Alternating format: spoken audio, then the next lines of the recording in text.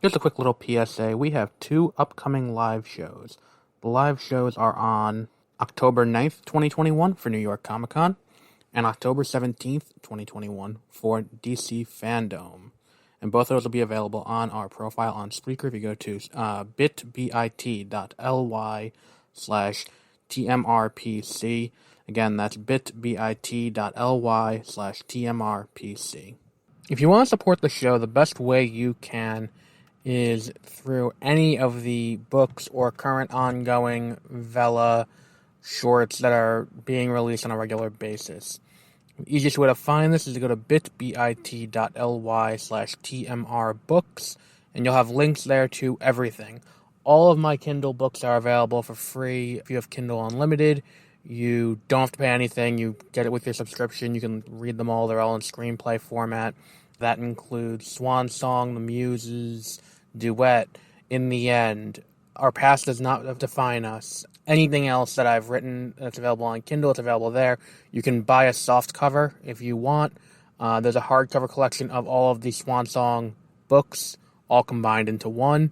That's available as a hardcover. You can pre-order Echo Alpha, which is coming out in November. All of these things are available if you go on Amazon. But quick link, if you go bit.ly slash tmrbooks, I have them all there, nice, easily cataloged. Also, down toward the bottom, we have the Kindle Vela content. The first 3 episodes are always free, and then after that, there's a token system that you can use to read. Even if you don't like it, just give it a thumbs up. That way we can get it up higher so more people see it. So one final time, that's bit.ly slash tmrbooks, and every Wednesday there's a new Vela book that goes up. Taser and Acrobat, Nanite and Rosebud, Tales from Another World, and The Alchemist and the Illusionist. All go up on Wednesdays, and it's all available on Kindle Vela. All of this is available bit.ly slash tmrbooks.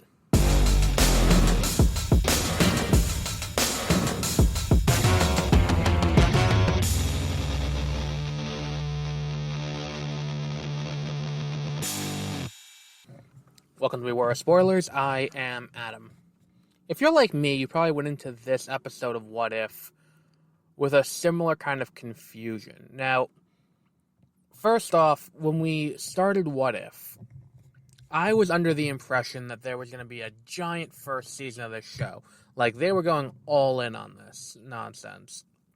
Where it's like each movie would have an episode, and then we would just go through the Marvel Cinematic Universe in that regard. And that's the fault of nobody but Marvel Studios for telling us that that's what they were going to be doing. Like, they told us that each episode was going to have a corresponding movie, and then to that end, it would be telling a larger overall story. Not an overall story, I'm sorry, more of a standalone adventures. And a lot of them so far have been shitty. And then, like all of them, the What If Thor didn't have was an only child episode that we had last week ends on this kind of cliffhanger where it's a really cool other concept. Where it's like, we have this idea that Ultron now has completed the Infinity Gauntlet and is coming here and is here to fight. So, in this episode, we get the backstory to that. How did we get to this point where Ultron has the completed Infinity Gauntlet? And, again, another world where everyone's dead. I'm tired. There are so many other stories you can do where not everyone ends up dead, but somehow that's all we get. And it's like, it's just, I'm tired of it. And the thing is, too, it's like, let's not think too hard about this episode, because, that's my number one thing, and I've said it before. The leaps and bounds that are taken in these episodes to explain what's going on sometimes don't always make sense. Like, in the past, where it's like, with the Captain Carter episode, how does, Hydra continue to build the portal without the Tesseract and have it operational by the time it's time for Peggy to get there in the third act. because they never had control of the Tesseract long enough to be able to do that. It doesn't make sense. And then like the next episode, we have what's it called? In the next episode with T'Challa as Star-Lord, like the idea that T'Challa is able to talk everyone into being a good person is an interesting idea, but I also don't buy that he'd be able to talk down Thanos. Then there's the Hank Pym episode, there's the Party Thor episode, where it's like there's always other things that don't always make sense. And I think, to its credit, the zombie episode does the best with that, where it's like the Infinity War has begun, Hulk has been sent to Earth, and all of that. So when we get to this episode where we see, I would have rather seen an episode that's basically the comic The Thanos Imperative, which is kind of what Infinity War was to an extent, where it's kind of the story of how Thanos completes the Infinity Gauntlet. I would have liked to see that, but with Ultron. How does Ultron complete the Infinity Gauntlet? And instead, what we get is Thanos shows up on Earth, and he has a completed Infinity Gauntlet already, which begs a lot of questions. Number one, how did he get the Time Stone? Because that was in the possession of Doctor Strange. Where was Doctor Strange at the time of Age of Ultron? Where now, Thanos shows up. I mean, that one I can buy because Doctor Strange was not Doctor Strange at that point. It would have been the Ancient One who had the Time Stone. And if the nukes went off, that would make sense. That, or I would like to think that human weapons can't affect the magicians on Earth or the sorcerers on Earth, but who knows? And then it's like, all right, he raised Xandar, but Xandar is not destroyed when Ultron gets there. He has the Soul Stone, but Gamora's still alive when Ultron gets there. And it's like, these are key things that I'm like, I want to see how Thanos got this completed Infinity Gauntlet without doing all of that. And the thing is, too, it's like, when Thanos shows up and he just dies immediately because Ultron Future Trunks him, which really that's what that scene plays like. I mean, and it's like, it's kind of a very anime thing to kind of up the power level of the bad guy, where, let me take you back to Dragon Ball Z for a minute. It actually plays almost exactly like the beginning of that arc, where Frieza was left on Namek, Goku was fighting him, and Goku was having a reasonably hard time with full power Frieza. Then we come back to Earth, Goku is presumed dead, and then Frieza has been rebuilt as a robot, and is now there with his more powerful father, and then they show up on Earth.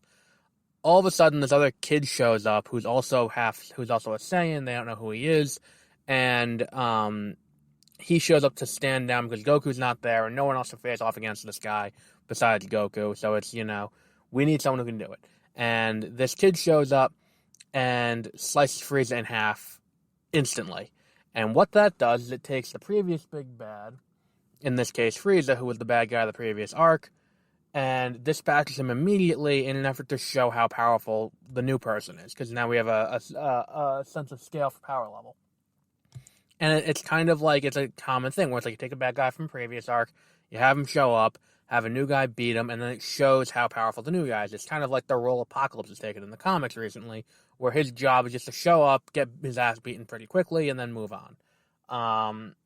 And it's like, that's what the scene is immediately. Thanos shows up, he gets cut in half, and then Ultron has the completed Infinity Gauntlet. And right then and there, the most interesting thing you could have done with this episode, you wasted away immediately. I would have, because the thing is too, it's like it's not like there's no basis where Ultron with the Mind Stone couldn't figure out that there were other Infinity Stones, because the Mind Stone has been we know that Scarlet Witch can use her powers on other people and use it on Thor. There's no reason why the Mind Stone wouldn't be able to, play through Thor's memories and find out about the other Infinity Stones. There's no reason why the Mind Stone itself wouldn't know about the other Infinity Stones. because that's something that's played into in Infinity War, where Vision knows something's coming because he can feel it in the Mind Stone. And it's like, these are all cool things that, like, I would have liked to see Ultron go through the universe and do this himself. Where it's like, he's going to go to Xandar now and collect an Infinity Stone. They could have done this over the course of the entire season. That would have been a possibility too. But instead, we get this dumb thing where Thanos shows up and immediately is dispatched. And it really does kind of put this weird thing into the end of Infinity War. Where it's like, well, if you could just do that from the beginning, if that was a way to handle this problem, where the Infinity, like the Mind Stone can be used as a laser, which we knew because Vision has done it before, but that laser is powerful enough to just slice Thanos in half. Why wasn't that the outcome in Infinity War? It's so silly, like that happens, and I understand from a narrative standpoint why it has to happen, but it just kind of makes everything weird. And then we get through this episode where we get this kind of interesting thing where and I think the best part about this episode is the visual feel that happens as we go through, and we have this fight between the Watcher and Ultron. Now that Ultron has taken over the universe, and he finds out about the Watcher because there's no one left for him to conquer. And it's kind of this thing where it's like, when there's no one left, they find out about the Watcher, because it's this feeling of loneliness kind of sets in. So it's like they get more in tune to the rest of the multiverse, where it's like the same thing happened to Doctor Strange when he was alone. The Strange Supreme, he was able to reach out and feel the Watcher out there and talk to him like, can you intervene? And the Watcher's like, I cannot. Now Ultron, the same thing. He's like, you're out there. I know you're out there. I'm going to kill you too and take over the rest of the multiverse. And herein, like, it's a cool visual thing when the two of them are fighting and they're going through different universes, and with every punch they go to a different universe, and it's a really cool kind of fracturing, like almost like they're going through the mirror dimension, fracturing the thing. I love the visual style of that. I love the idea of Ultron being like Galactus at one point and doing that. And it's like, look, I'm sitting there the whole time like, shouldn't the Infinity Stones not work once they leave their native universe? I thought Loki kind of set that up. And that's always been a rule of Marvel Comics, where it's like Secret Wars in 2015 was dependent on that, where when the Battle World was created, there was only one completed Infinity Gauntlet, and it was the one that corresponded to where Doom's castle was built, and it was like, that was a big deal. So like, T'Challa has the Infinity Gauntlet, and like, that's probably one of my favorite pictures out of that event is T'Challa taking out the Infinity Gauntlet, the completed Infinity Gauntlet, him wearing it. It's probably one of the best images from that run. And it's like, when we look at that whole thing, like, that didn't bother me as much. It still kind of like nagged a little bit, but like, in the end of the day, it doesn't really bother me. And then now the next time we're gonna have this thing where the Watcher is like going to Strange Supreme, being like, we gotta do this, and stop Ultron from doing it. Now, here's my problem. Much like how I said after Loki episode 6, Loki felt like a prelude comic. And when I say a prelude comic, I mean like Fury of Firestorm. I mean like when you go to the comic book store the week that a Marvel movie came out, not recently, but before, I would say up until Infinity War they were doing this, they had these prelude comics where you would go to the comic book store and it was like a one-shot that told a story that led into the movie. Like the one for Infinity War, I think, set up what Maria Hill was doing and what Nick Fury and Maria Hill were doing leading up to their post-credit tag. And it's kind of like, that's what Loki felt like. It's like the Zero issue for Phase 4, where it's like, here's kind of what to expect going forward and how we're changing the universe, in that way. The multiverse is opened up. There's going to be these conflicting timelines.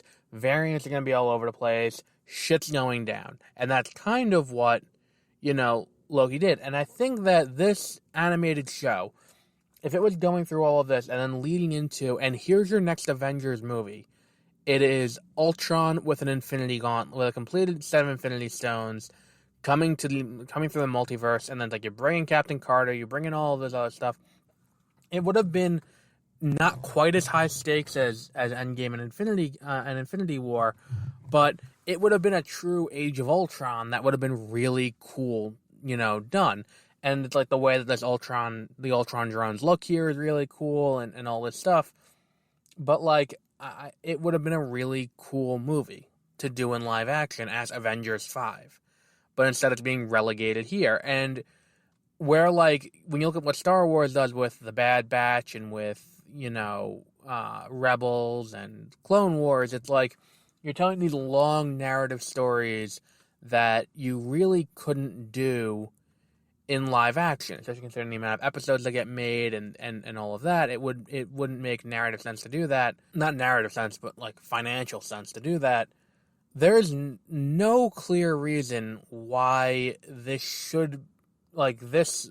specific ending, the culmination of the story, shouldn't be in live action. And not the only reason I can think of, because like they did this before he died, but like I'm assuming Chadwick Boseman's going to play a role in the ending, because like I seem to recall there being an image of like the Ultron drones and like a team up of all the characters where it's like, Captain Carter and T'Challa Star-Lord and Strange Supreme and all these characters teaming up. I seem to recall that from somewhere. Maybe it was one of the trailers, and it's like, if that's the case, where that's what we're building to, it's like, I kind of understand why they would do this, but like, they didn't know Chadwick Boseman was dying at the time. And looking at this broadly, I feel like this would have been a really cool live-action introduction to the multiverse. That, would have been this way to be like, we are doing this, we are committing to having these animated shows matter, but then when you do this and it doesn't quite mesh in, and you don't do this as Avengers 5, you kind of lose that a little bit. And it would have been really cool to see that happen. Like, I would have watched a 2-hour-long movie of, like, here come the Ultron drones, but, like, now it's something to deal with, because, like, Tony's dead, and Tony helped create Ultron. They're from another universe. There are so many angles you can take on this for interesting takes in an Avengers movie that this feels utterly and completely wasted to wrap up in as short a time period as they have. That's what really pisses me off. Less than them doing it in animation, more that they're doing it and it's being done in an hour. That's what bothers me more than anything else.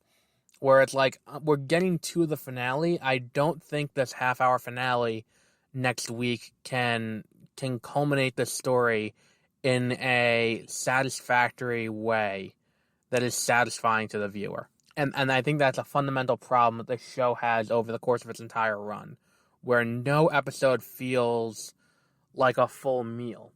Every episode feels like a snack that you want more of, but never, that like, it's like an appetizer for a meal that is never going to come. And I feel like that's a fundamental problem that the show never really addresses. So we'll wrap up there. This weekend is going to be packed. We have, tomorrow is Venom Let There Be Carnage. Friday, I will be watching The Many Saints of Newark, and I will be doing a review of it on Saturday. And then I won't be doing a theatrical movie on top of that, because my schedule is just way too big. I got an oil change and everything. A lot of semantic stuff has to go down. But we'll be back with more of that. And then next week, we'll be wrapping up this nonsense with What If. I don't think that I'll be happy with the finale, but I will be more than happy to eat crow on that if it turns out to be good. But until then, have a great rest of your week. Do you like the show? Do you hate the show? Are you indifferent to the show? No matter what, you should probably let us know what we're doing so we can change it to better suit you, the listener's needs. You can go to either bit.ly/BOScontact, which is a contact form page you can use. Also, you can just email us directly at 30minutereviews@gmail.com. If you have questions that you would like us to answer, we can answer them on the air. We have a few questions every week that will be selected to be answered on air. So if you want to tell us what we should do, or if you have a suggestion for a movie or a TV show or something we should cover, go to bit.ly/BOScontact and also email us 30minutereviews@gmail.com.